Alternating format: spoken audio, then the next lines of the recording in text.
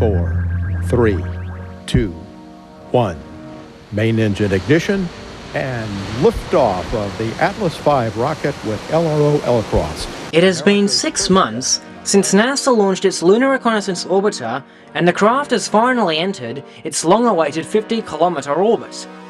At this altitude, LRO is able to image with a resolution down to half a meter per pixel, as opposed to the 1 meter per pixel resolution of the prior 100-kilometer orbit. This is historically significant because it means that, for the first time since the Lunar Orbiter missions of 1966 and 1967, we have a craft capable of taking pictures with better than 1 meter resolution.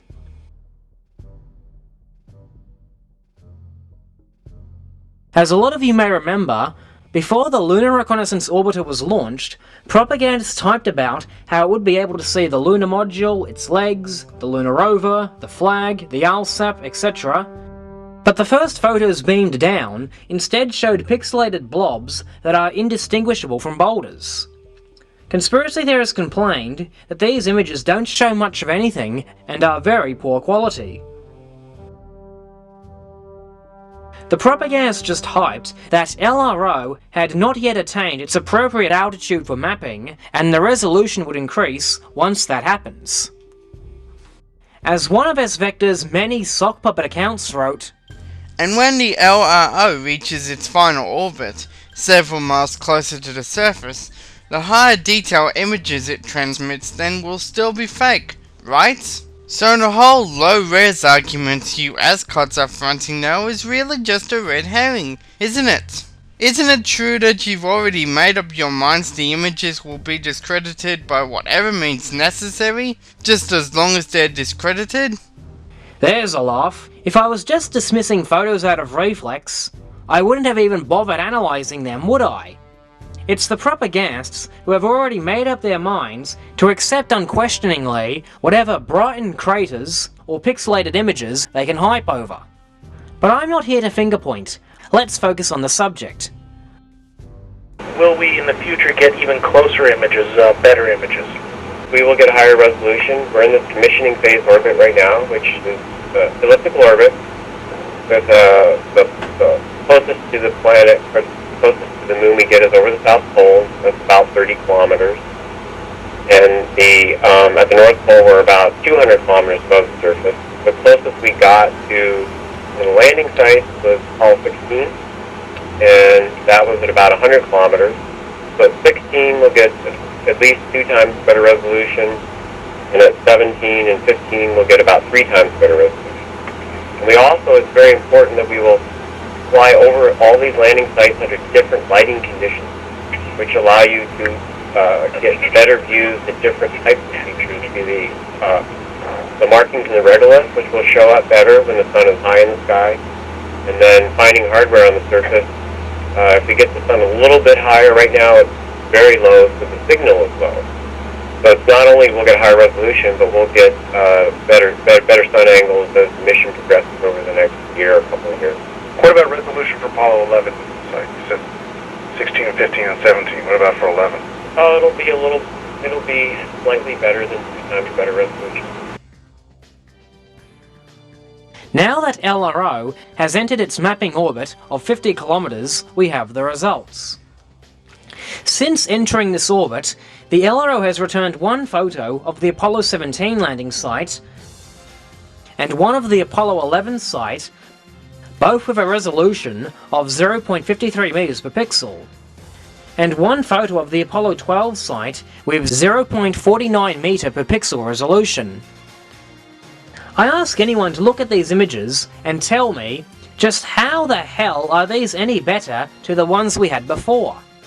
At least in the case of Apollos 11 and 12, we see something that even remotely resembles footpads, but at the end of the day, they still just appear as white blurred pixelated blobs. And as for the surrounding landscape, there's even less to be impressed about.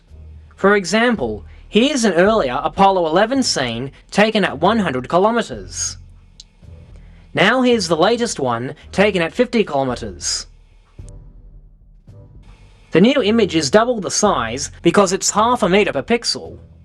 Now granted, more Apollo relics come into view and the LEM now has legs, but the landscape doesn't show better resolution. Actually, it looks worse. Are these really the oh-so-high-resolution proof-positive images we waited for? Pardon me for sounding ungrateful, but that's ridiculous.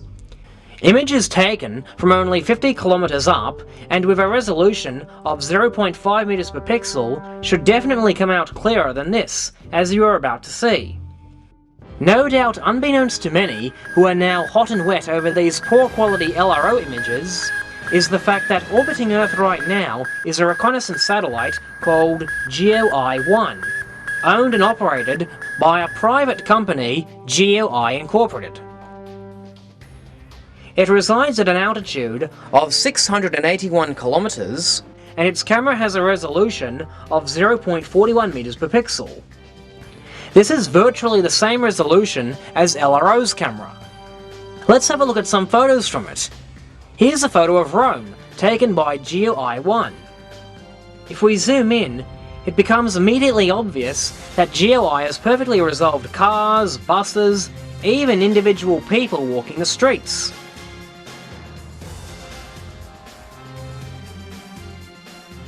Here's another example, this time showing Quelimine Seaport.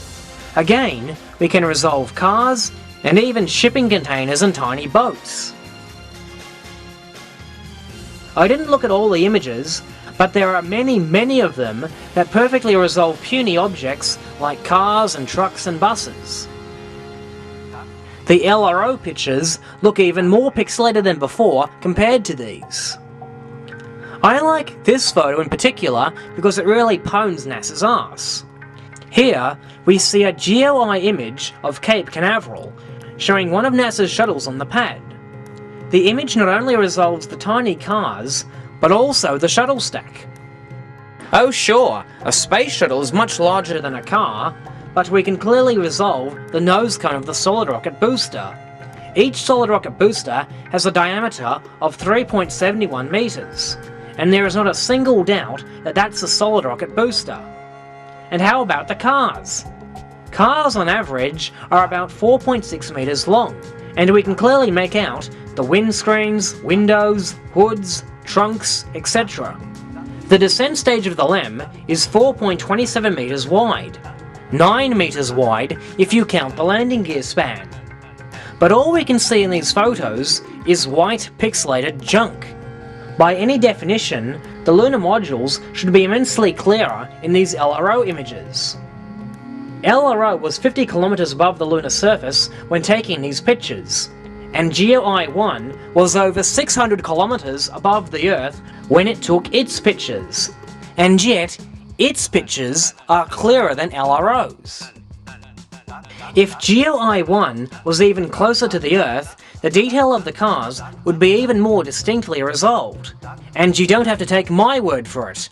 I emailed Lisa Dykes, the satellite imagery manager on GeoEye-1, who had this to say. To answer your query, yes, if the satellite was orbiting the Earth at a lower height, then the pixel resolution would be better, and you would be able to distinguish more detail. However, the lower the satellite is to the Earth, the longer it would take to image the same site, and at this height it revisits once every 4 days on average, as it would have a bigger path to orbit. There would also be more friction on the satellite as gravity forces are in play, thus it would take more fuel to keep the satellite in the same orbit. Atmospheric conditions would also interfere with the clarity of the imagery captured.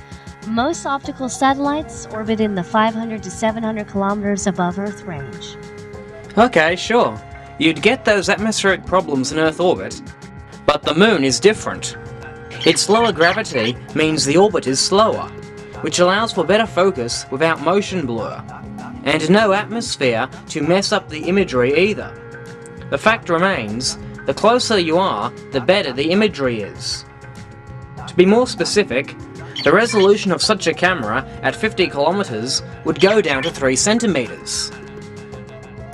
So alarm bells should definitely go off in one's head when a camera aboard a reconnaissance satellite orbiting nearly 700 kilometers above the Earth returns better pictures than a spacecraft orbiting only 50 kilometers above the Moon. If a private company can afford a camera like that, then Deep Pockets NASA can do likewise. Had they installed one, it would be sending us pictures of stones 1 inch wide. Not only could we better see the artifacts, we'd also see newly discovered landscape that would have been unknown and hence impossible to replicate on Earth during the Apollo era.